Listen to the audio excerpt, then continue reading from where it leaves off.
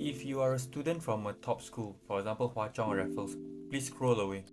For the rest of you, I want you guys to know something.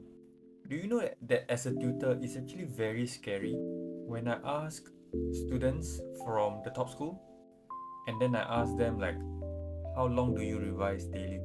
And then you ask a student that is not from top school, maybe just an average student or below average student. I tell you, very big difference.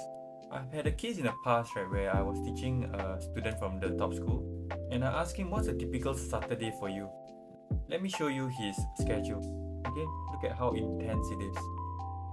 On a Saturday, he does about 8 hours of studying and tuition. And on Sunday, also pretty similar. And then when I ask students who are like below average, it's very common for them to say, oh, weekends I don't study. Do you know how scary that is?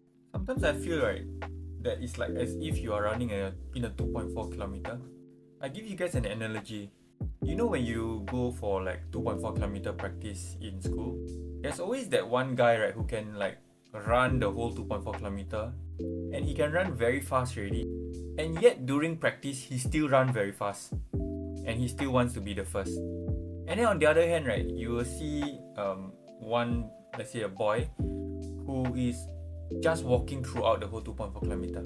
And there's no way that boy who is walking, he will ever beat that boy that's running. So it's actually very similar to your education.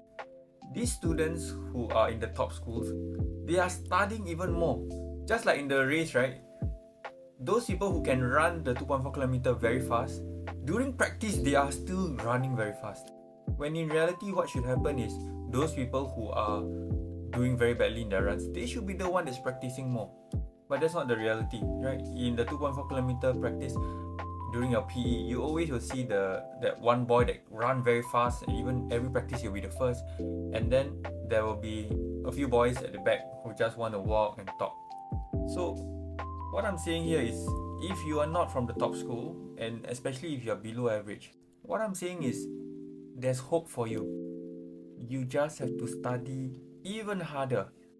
If these boys from the top schools are studying 8 hours a day, you need to put in more.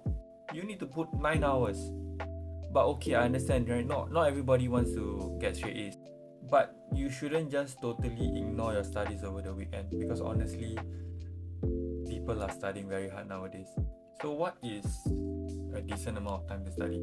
To be honest, I think I don't wish my students to study 8 hours a day on the weekends, but I think 4 hours is good.